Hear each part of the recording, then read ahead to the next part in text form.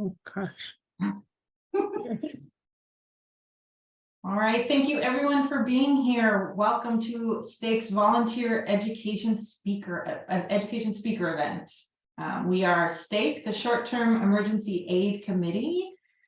Our purpose with this forum is to provide a place where local experts in fields related to STEAC's mission, including poverty, homelessness, and food insecurity, can provide their knowledge and perspective to our STEAC community of staff, volunteers, and donors.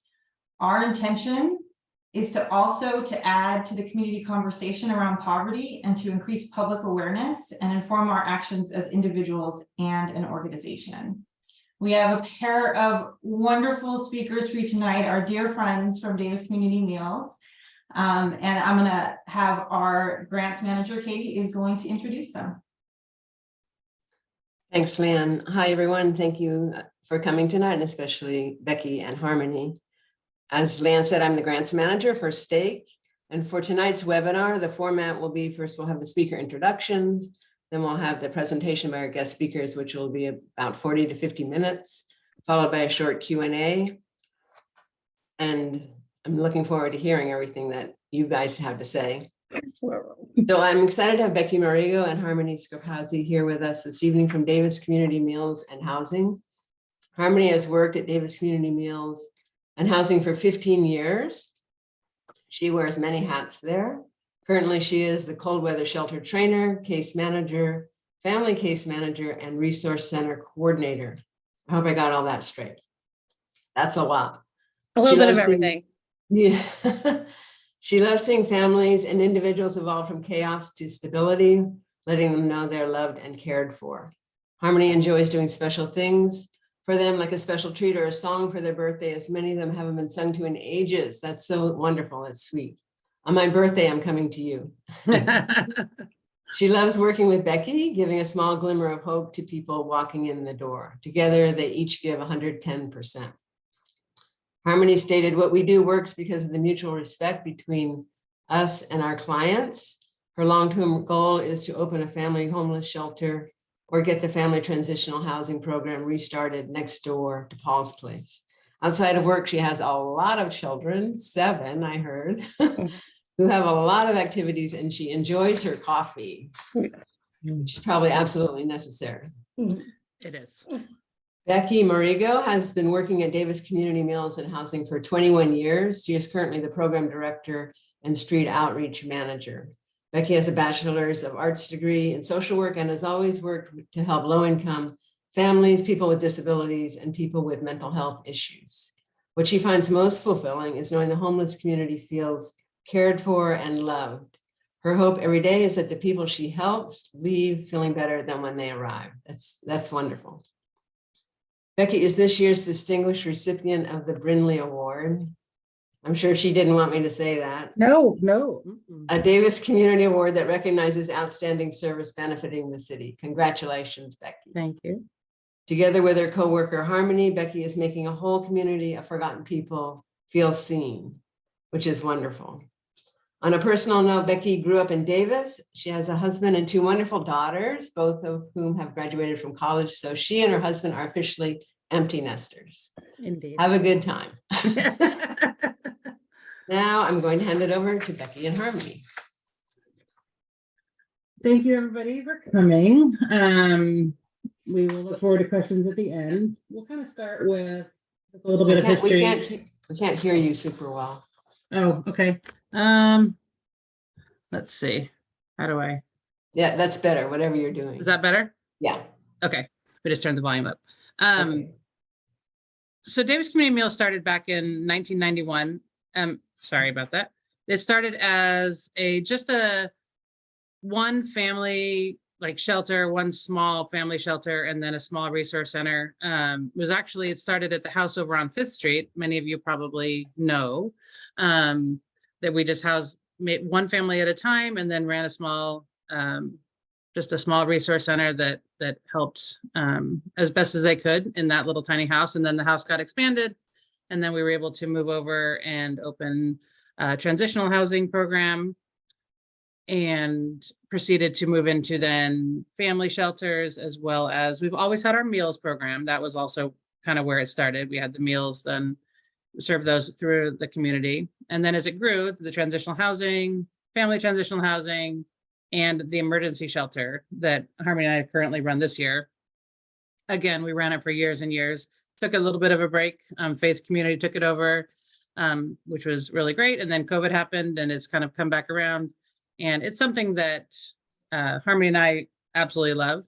I think the thing about Davis Community Meals, and as it's evolved and as it's grown, is that it's a very people-centered place. It's not your typical shelter or program. Like Harmony and I are just, we're real people with them, you know, the folks that come in, and they're real people with us. And we like to create more of a family. And I think that's where Davis Community Meals stands out, because that's our mission, is that we just want people to feel good when they're there. They want to feel like they have somebody to talk to, no matter where they're at in life. You know, we just kind of meet them where they're at. And I think that's what stands us out from other places that, you know, kind of maybe on a bigger scale, but we have so many different programs and they may not be huge, but they're exactly what Davis needs. What else would you say? You want to talk about youth program? Yeah, we can. Yeah, I'm just looking at the questions.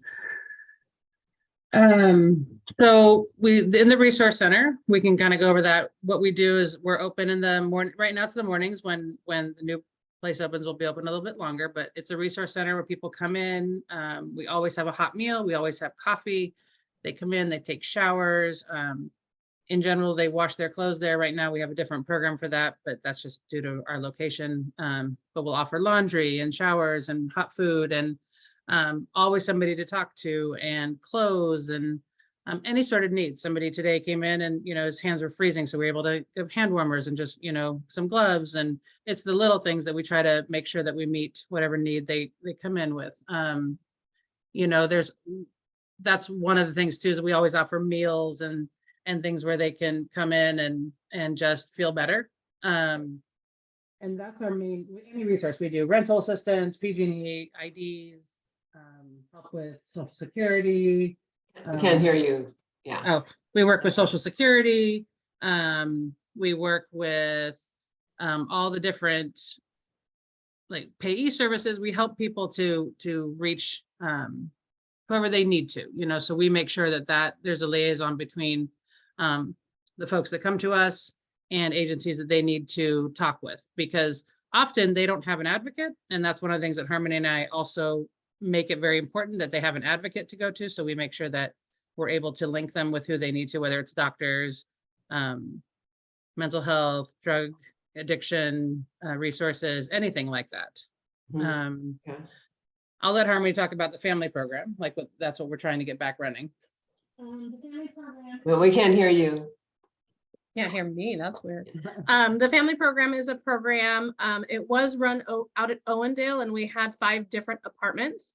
And we would put families in there, and we would do the same kind of thing that we do with the transitional housing. We would get them set up with childcare and CalWorks, and help them kind of stop the chaos that they're used to being in. A lot of them were CPS cases. They were getting their kids back, and so we would work really closely with the CPS, and work really closely with any of the different agencies that they had caseworkers with, and we would kind of set them up for success. One of the big things that Becky and I do in our transitional housing programs is budgeting, which is really important, because a lot of these folks have never budgeted before, especially with the families. As soon as they get money, they spend money. And so, you know, budgeting was a really big thing. Pulling your credit, which a lot of people don't do, pulling their credit and helping them kind of work that way, so that when they do finally graduate our program, they can be self-sufficient and they don't have anything looming over them. One of the things that we've found that happens is that people get up on their feet and then things just keep knocking them out. So it's really, really hard for them to get out of homelessness. It's really, really hard for them to get a leg up. And so they stay in that really lower socioeconomic status, and they're just constantly trying to make up for something.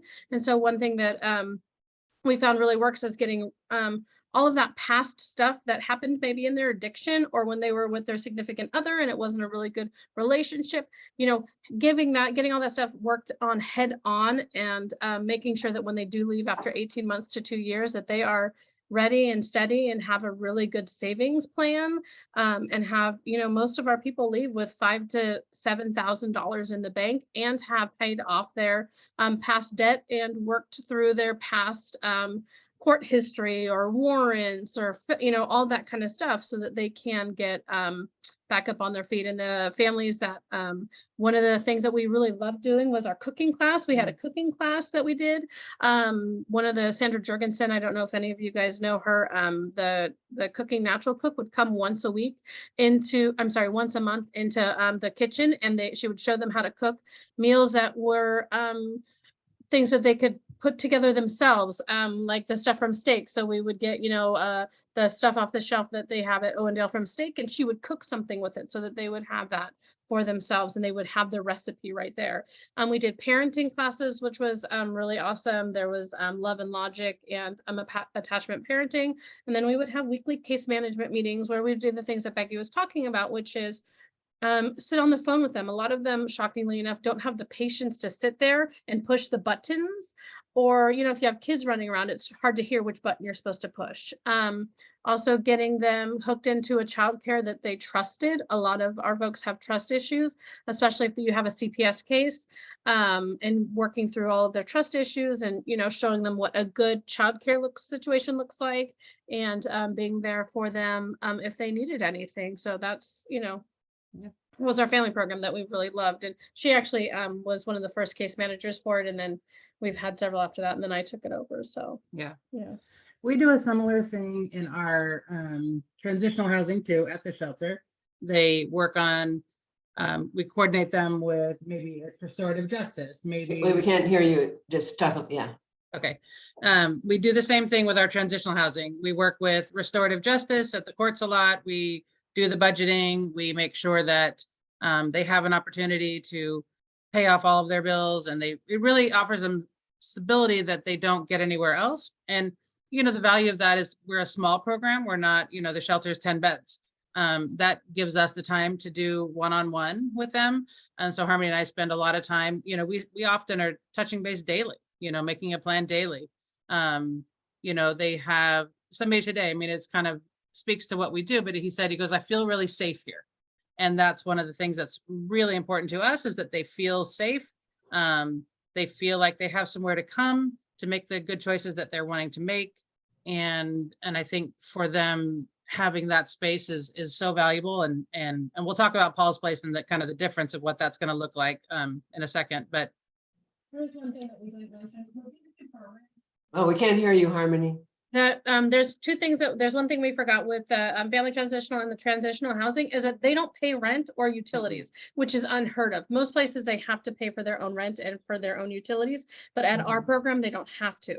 So they are able to take a deep breath and then get to something that they want to do, or they don't have to just take the first thing that comes along. And that's a really big thing for them, because a lot of their life they've just had to take a job and then hate it, and then they end up quitting because they hate it. One of the things that we do within the 18 months to 2 years is make sure that they are doing something that they enjoy and something that is sustainable for them. That's wonderful. We help them to get into programs, whether it's training programs, classes, and, that's really important. We work with some of the places that we make sure that they work with their social services. Like I said, the restorative justice, we get them hooked into, like, say, North American Mental Health, and they visit there's a small social service building over next to the senior center. We make sure that they get all of their benefits in order, their medical insurance, their food stamps, everything that will help them to feel the stability that they're really craving and wanting. And, we work with all the payees. We get calls from all over, just of people saying, we get calls from the police saying they'll only talk to you guys, or they will only want to interact with you, and they know that you have this. We are also really good record keepers of their stuff. That's one of the things that's important. So a lot of us have, like, our birth certificates and our social security cards and our IDs, but A lot of the folks we work with don't. So we keep their originals in our files. So then they always have it. Often we keep even their IDs because then they always have it and they're ready. We try to prepare them for housing. So we try to make sure that when they're needing to turn in information about finances or have their birth certificate or their social security card, we have it already, you know, and they trust that because Davis Community Meal is a little old school. We have all files. We're not computerized at all.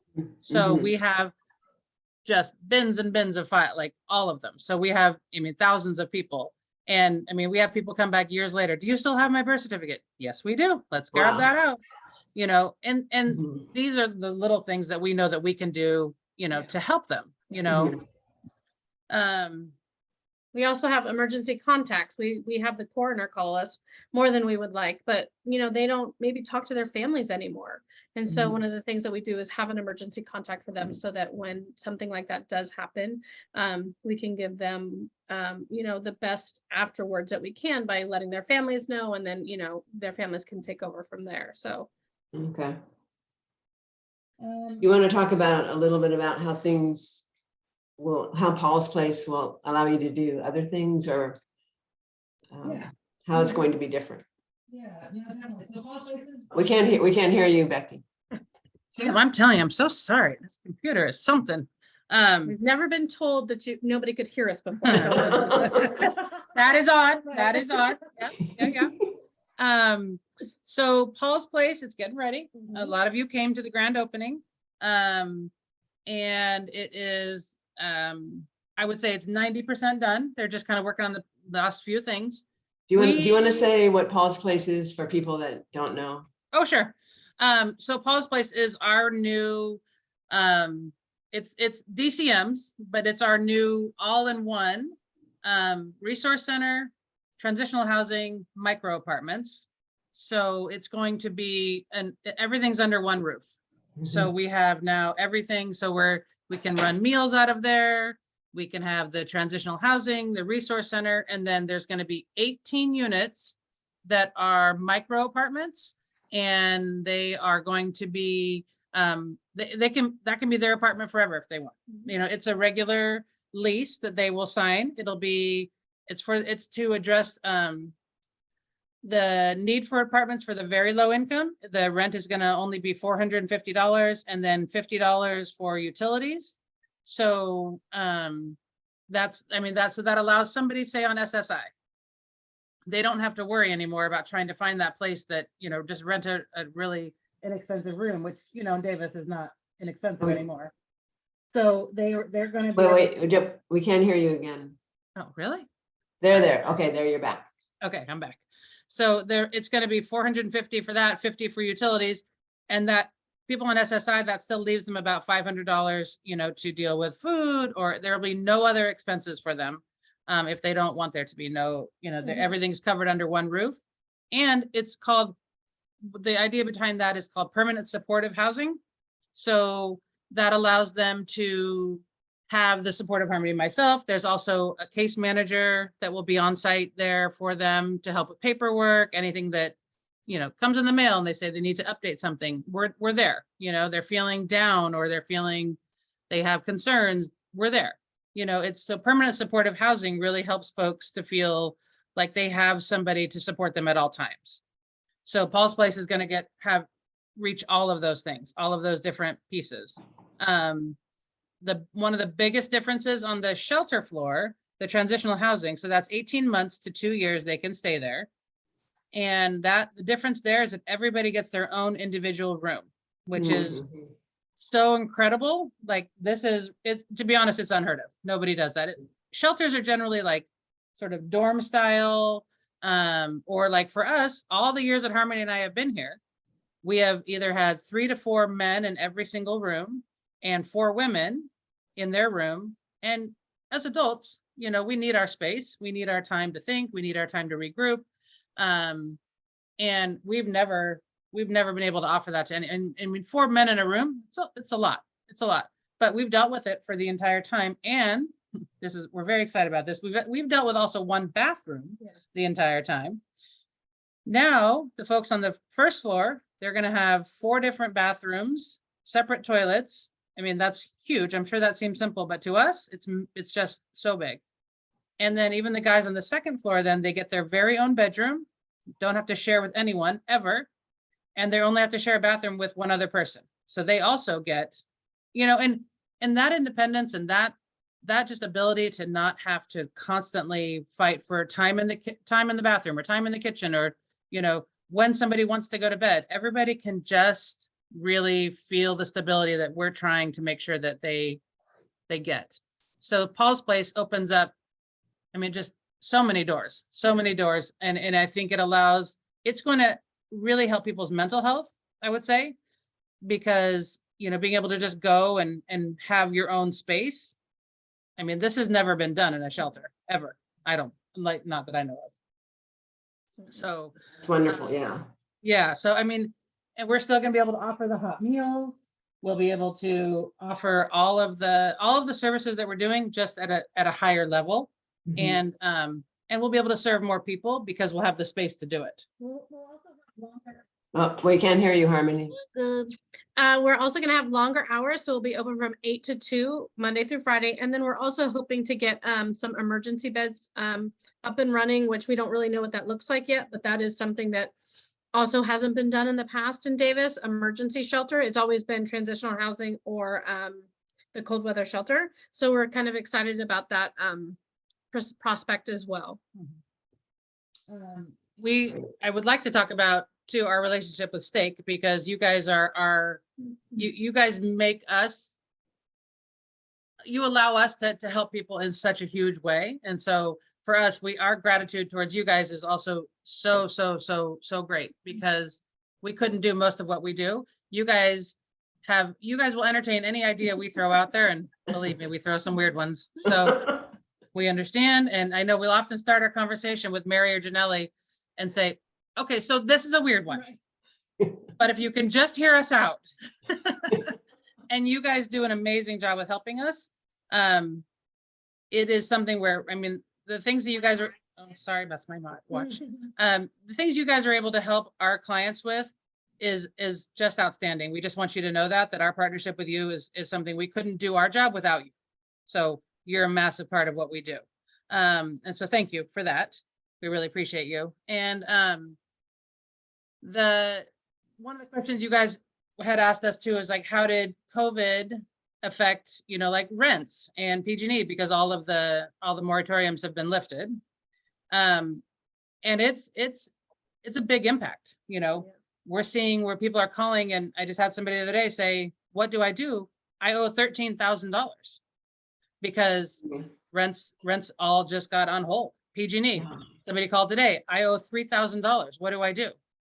And there's not a lot of great answers out there, I mean, unfortunately, that was sort of the idea behind it was good, but now if that's not going to be forgiven, right? People now we're seeing more evictions again, and we're seeing more rental assistance needed.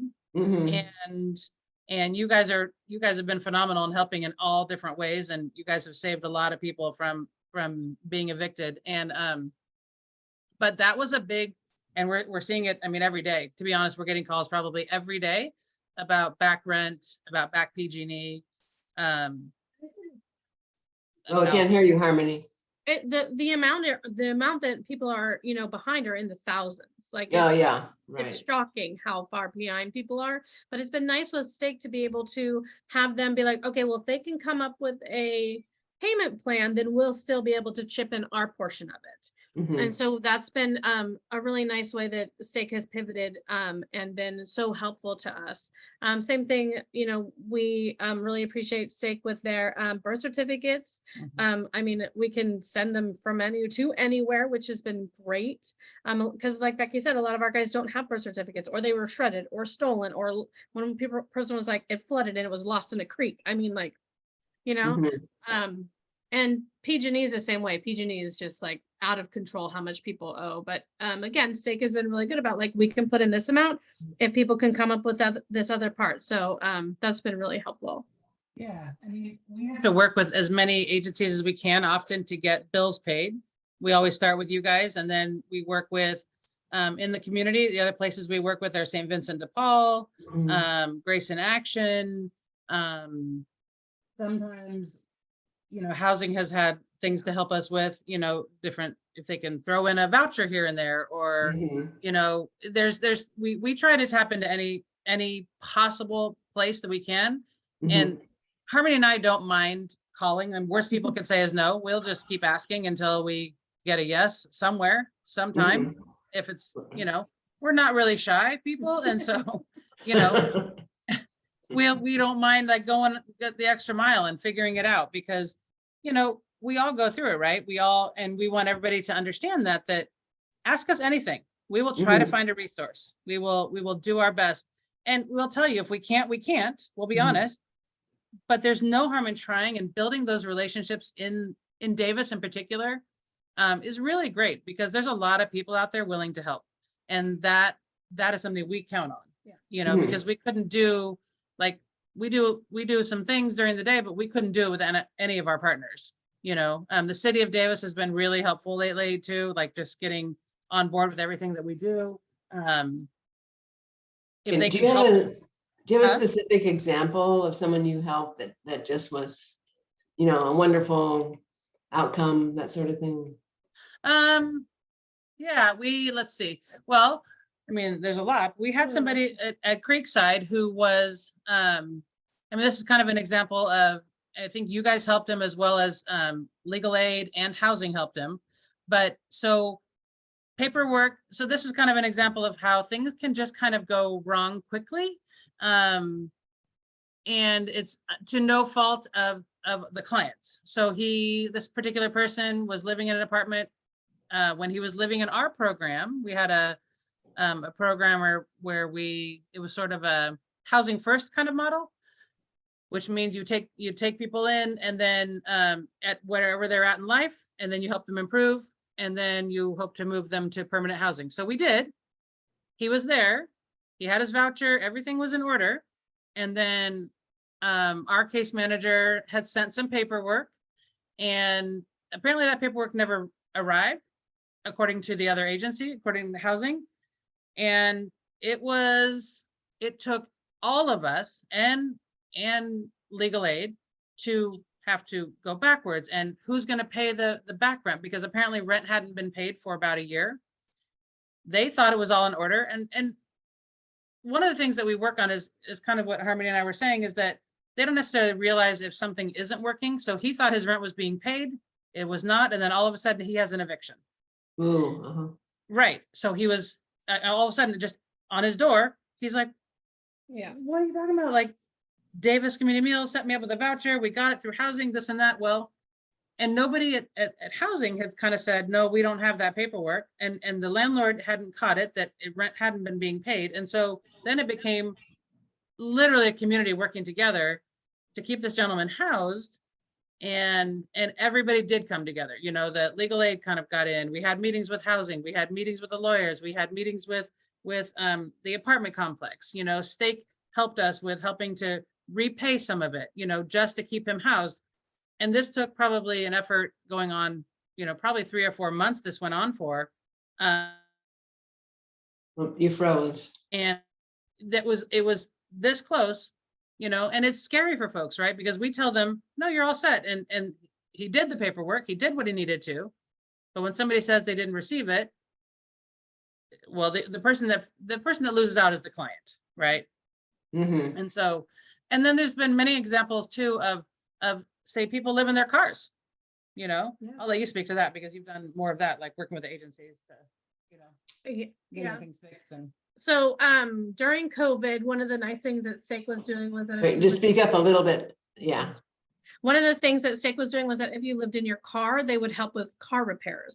That, we're no longer doing that, but it was really helpful because a lot of these guys during COVID did live in their car. I mean, COVID impacted us not so much in the services we were able to give, but in the services our clients could actually get. So like going into somewhere and turning in an application was unheard of. Like in 2 years, like it was really hard to get a hold of anybody. Nobody was moving out because it was hard to rent somewhere. So STEAC was really great about, hey, this person is living in their car. Can we get their car fixed? Because now they're something doesn't work. And STEAC was like, absolutely. And that was really, really helpful, especially for our guys who are on the streets. You know, STEAC has helped a lot of families stay housed. There are a lot of families who have been behind in their rent. Actually, I can think of one that came in yesterday. So what happened was the husband lost a job. They have 5 kids. She came in for rental assistance. And there was a voucher coming in at the same time. And so with STEAC's $1,000 help, they were able to keep their apartment and get a voucher at the same time. So now they will have a community housing voucher for the rest of however long they need it. But if STEAC hadn't been able to give that $1,000 to help them pay that rent for that month, we couldn't have even taken the housing voucher and applied it to their unit. That actually happened a couple different times last year for us. So it just worked out that STEAC was able to pay their rent just long enough for them to be able to access that housing voucher. And now they are on a voucher and they're able to pay their rent monthly, because regardless of if they have, you know, depending on how much money they're making is how much their rent is. And then the housing voucher will cover the rest of it. So that little Band-Aid stopgap was just enough to house these families for the rest of their lives if they need it, which was huge. So Yeah, that's great to hear. Yeah, and the other agencies help, you know, if the bill is too big, you know, we can reach out to the St. Vincent de Paul folks, and Grace in Action have been really helpful in collaborating with us to make sure that they meet the needs of everybody. We've gotten a couple cars out of Impound, the 3 agencies together. Well, the 4 agencies, including us, you know, like we just send an email and Mary's like, yes. And Edward's like, yes. And Jay and Catherine are like, yes. And so we just kind of, you know, it works really well. And we're really appreciative. Yeah. It's definitely. Well, I can't hear you, Becky. Davis is really good with their community efforts. And that's something that I think really helps us.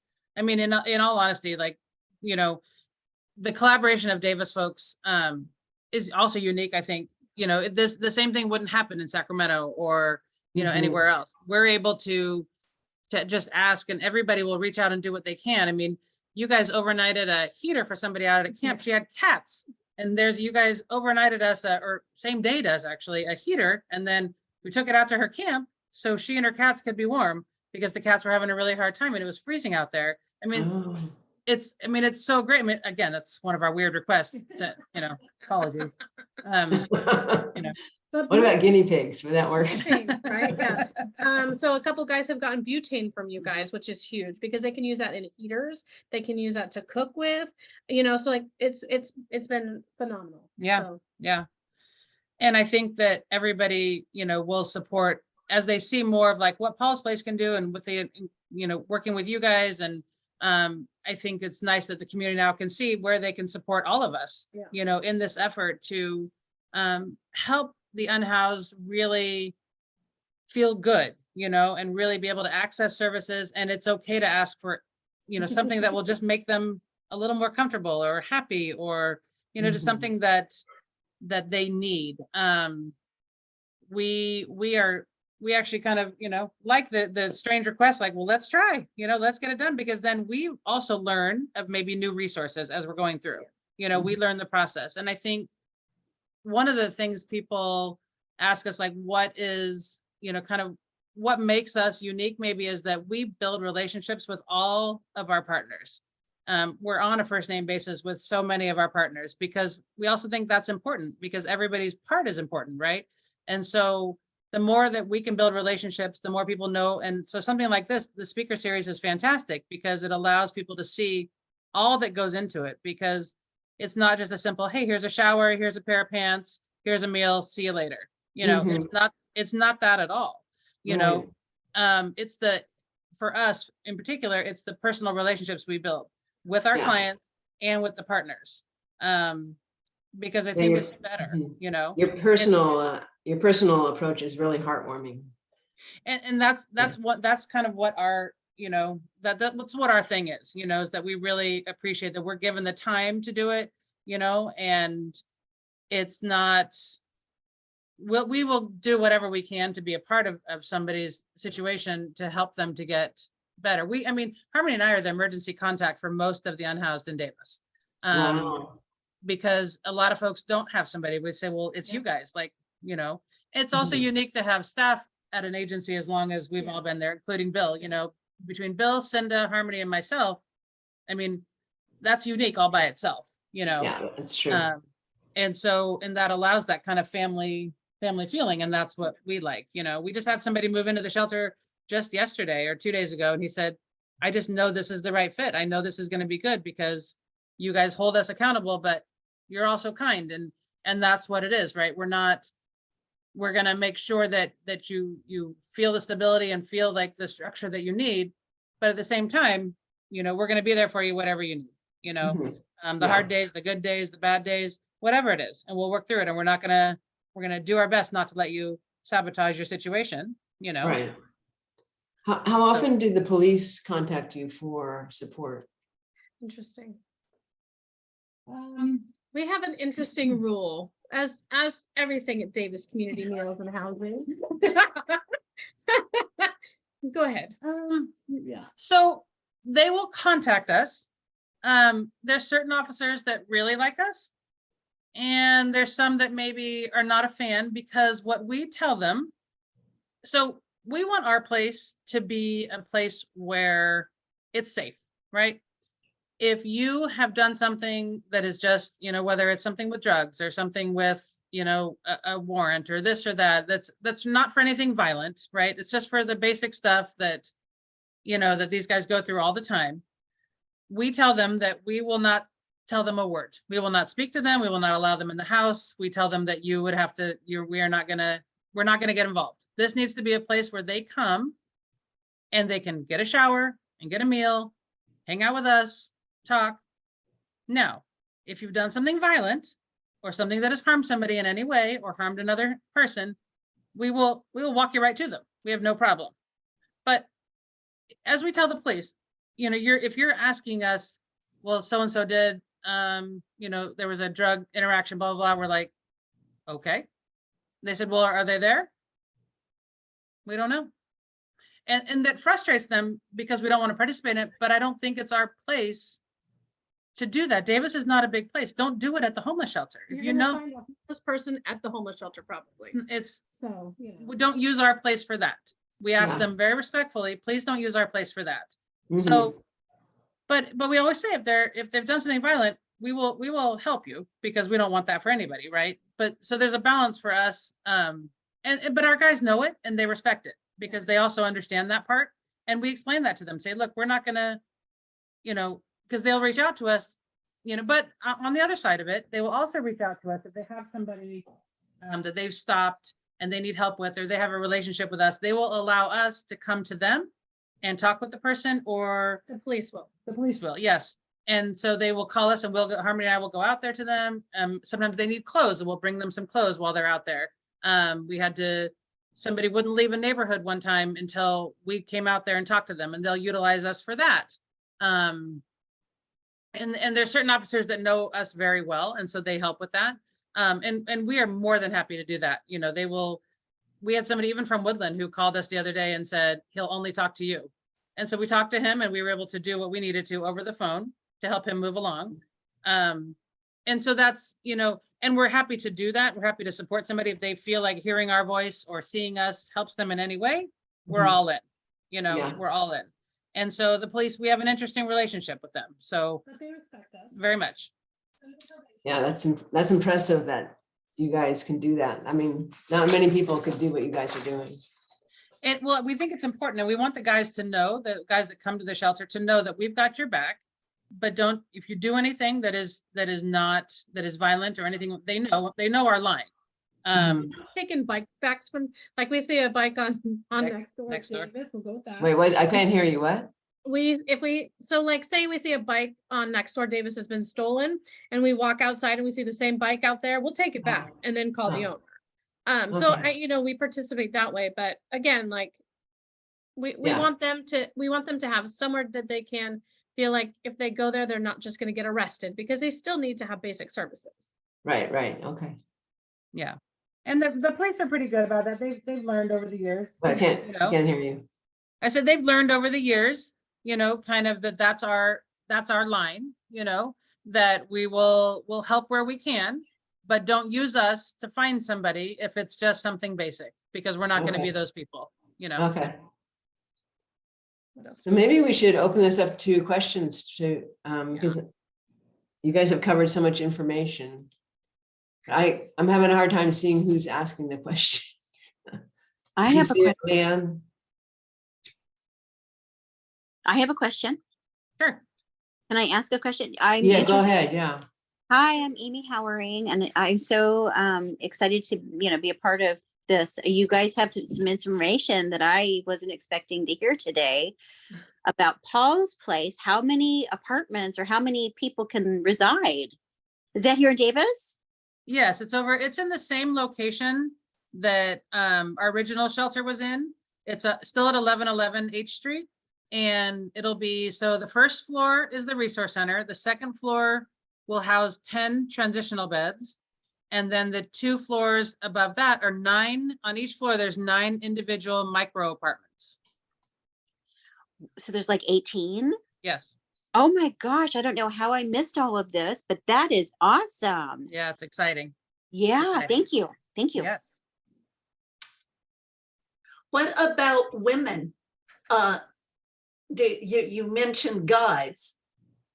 Oh, we have the majority of folks that we work with are men, but there's probably, 5 to 10 regular women that come around.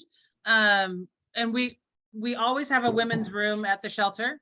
And that's actually a really good point to say it for Paul's Place. Now, it doesn't matter if it's men or women, since they all have their own room. We can take in whoever comes. We can take them in, and we don't have to worry about space, for a women's room versus a men's room.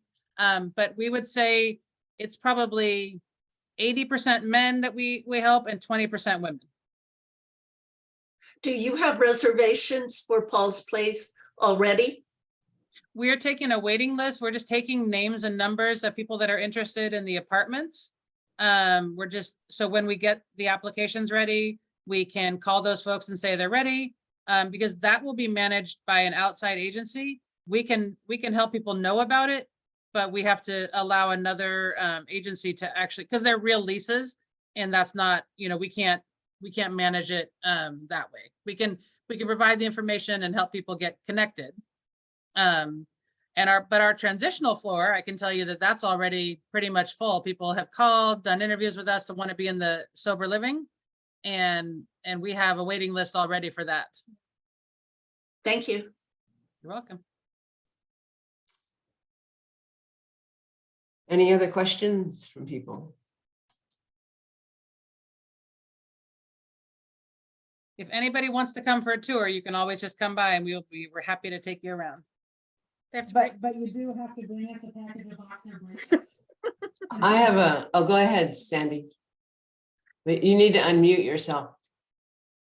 Can you unmute yourself? Okay, so what's the usual turnaround time on the second floor or transitional floor? I mean, considering the waiting list that you have and. Yeah, it depends on the person, to be honest. Sometimes people come in, I would say the average is about a year. People stay about a year.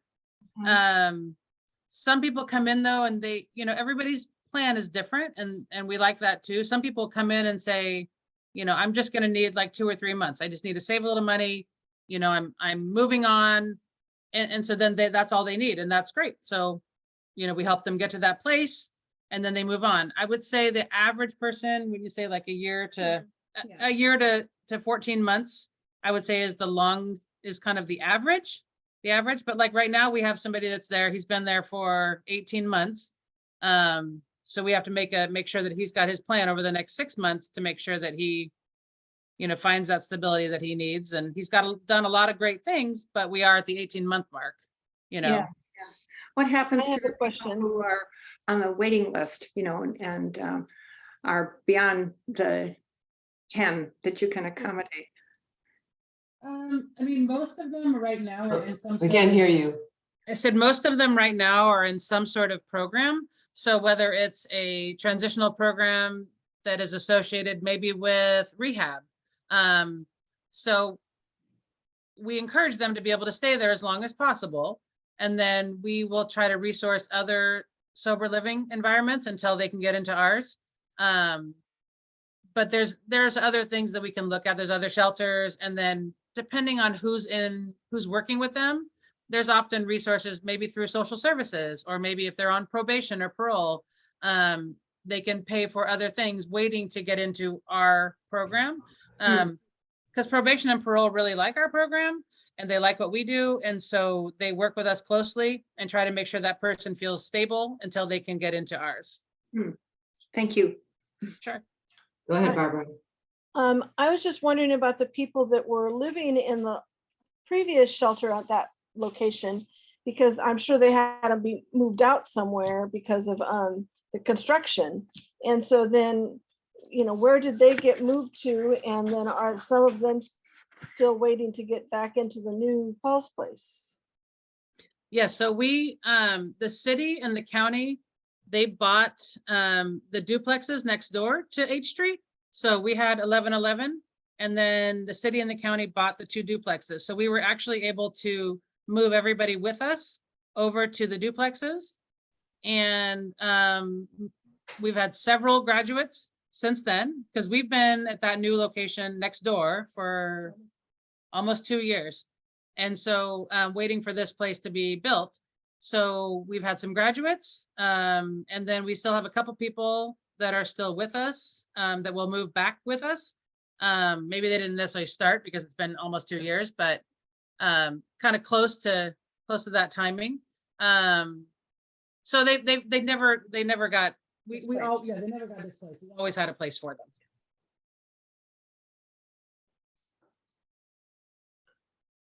Let's see, any other questions? Another question. So what is going to happen to that house at 1110 or whatever the 1109 or whatever the address? 1101. 1101. Okay, all the ones. All the ones. There's lots of ones on that street. That is the $1 million question. That is something we have put out that we would like it to be a family transitional housing. But there's lots of ideas being thrown out, and the city will ultimately decide. Because they own it. So the city- Can't hear you. The city will ultimately decide what happens to it because they own it. They own that house. But they're looking for suggestions from us. And we have, they've also looked at transitional age youth. They might do that. Seniors, they've talked about making it a senior house. Family transitional. So there's a few ideas, and actually it came up in our meeting today because they're going to start making a decision on what they want to do. And so we hope to be a part of that decision, but it's ultimately their house so their homeless coordinator, Dana Bailey, is probably going to be the one in charge of figuring out how we're going to utilize that house, but it'll be something that's in need. That's for sure. Any other questions? I have a question. Do you do much in terms of job readiness, like resume writing and job searches and things like that? We do a lot of resume writing. Harmony and I both, we do a lot of resume writing with them. And we used to have a program called New Pathways, and that one recently ended because they're gonna, what's the street team? The city's gonna put together a street team, and so that's gonna be a little bit of job readiness. And then Do you use volunteers to help with resume writing and things like that? we haven't, we probably a good idea. I mean, We usually write them. we do.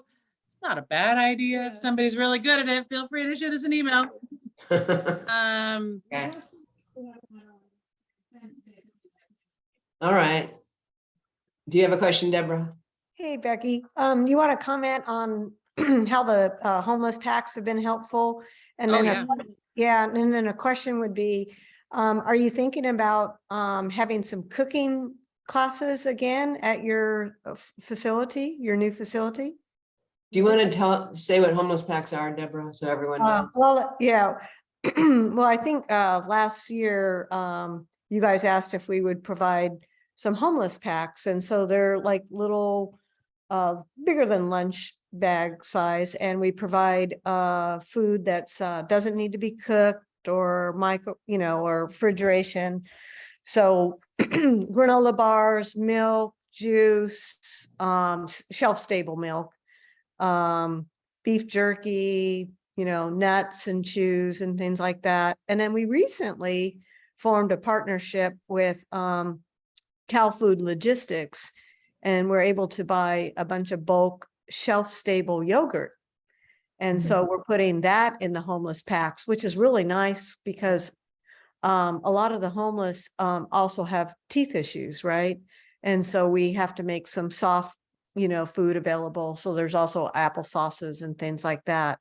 So we're providing 20 every week and, that sort of thing. So that's what the packs are. Okay. Those are, we love them. Yeah. I mean, not us personally. We love passing them out. Yes. They have been, oh my gosh, Deborah, they've been so good. They literally watch us. They watch me bring them out of my car and they're ready to pass out right away. So I try really hard to remember every Tuesday. On occasion. Yeah, right. On occasion, I get a call. Right. Which is helpful and good. But they love them and they really are now counting on them every week. So, which is really great because they take it back to their camps and they're able to have something with them, that just gives them a little protein, the bars, all that kind of stuff. So the snacks, it's a bag full of goodness. Like it's a good bag. Yeah, it's been really helpful. And then we've been talking with Deborah too about bringing more supplies to the shelter too, just like food that they might need, and partnering with you guys on that area has been, we have such a big need for that the more food we can bring in, because we serve so much. So just these little extra pieces have been, just so helpful to us, and the clients really do love them. So it's been great. Well, I made a mental note about coffee, always coffee. So we can always be picking up coffee. Melinda's on the line here too. And she's our lead for the going to the food bank runs, going and picking up stuff.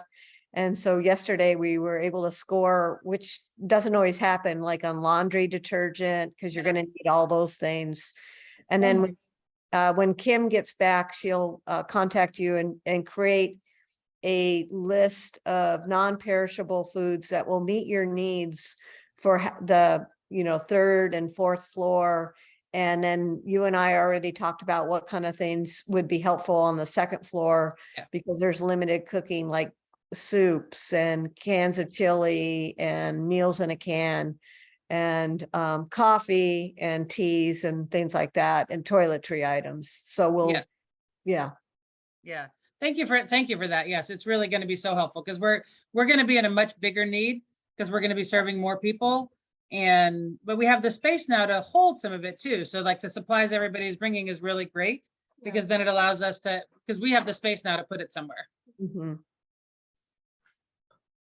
I think we have time for one or two more questions, if anyone has any. If I could ask a real basic question. Sure. Apologize, I came in a little late, but it's a very impressive program. And I was just wondering, what in general is the approximate unhoused population in Davis? And so what is the unmet need? And what are your priorities for meeting that need? Do you mean unmet need as far as like shelter, or do you mean unmet need of food? Which unmet need are you? For the unhoused in general, what do Okay. you see as the highest priority? Is it just the shelter component or the food component or long-term stability or all of the above? I think for us, I think it's the basic needs that need to be met, because a lot of folks, we've run the cold weather shelter this year, and we actually just had a conversation about this. In Davis, they say there's about 110, I think is the number, is that right? I think it's about 110 that they came up with on the point in time count that we did. And then we've run the cold weather shelter this whole season. Can't hear you. I said, we've run the cold weather shelter this whole season. And our cold weather shelter holds 10 beds, and then they had 10 beds at the motel. And they haven't always been full, which tells you, at least for all of us that are kind of looking at it, that people like shelter, but they like the basic needs. They want to meet the basic needs more than that. Yeah. You know, a lot of people like their camps because there's no rules. You know, they can do what they want and they're comfortable. And it's their things, right? They have all of their things. So for us, the most important is that somebody's warm. We don't ever want, our basic rule is we don't ever want you to be warm, cold or hungry. And if we can meet those needs, so Harmony and I, that's our go-to all the time. Don't be cold and don't be hungry. Always come to us. And that would be our highest priority, I would say. And laundry. And laundry. They do like the laundry. Yeah. So the unmet needs are basic. They're the basic needs, you know. I can't hear you. The unmet needs are the basic needs more than anything. The housing is great, but it is, I don't know that it's, I wouldn't say that we feel like it's their highest priority necessarily, but having clothes, having food, having warmth, they will, I think we would say that they would say that's the most important. Yeah. Yep. Well, thank you so much for all the wonderful information you shared tonight. And I was so great to hear firsthand all the amazing personal relationships you have with people in town and how much tender, loving care you provide everyone. It's very heartwarming for me, for all of us to hear that, I'm sure. Well, we're glad. We love what we do. And her Harmony and I are a force to be reckoned with. We like people to have what they need. I think I've heard you guys say you're living the dream. We're living the dream. Yes, we are. Cool. Well, All right, well, two thank you have so a much. great- And thanks to everyone Thank who you. participated tonight. Great Thank you job, for- ladies. Thank you for Yeah. coming to our TED Talk. All Thank right, you. we'll see you around, huh? All right, thanks, guys. Bye. Bye-bye.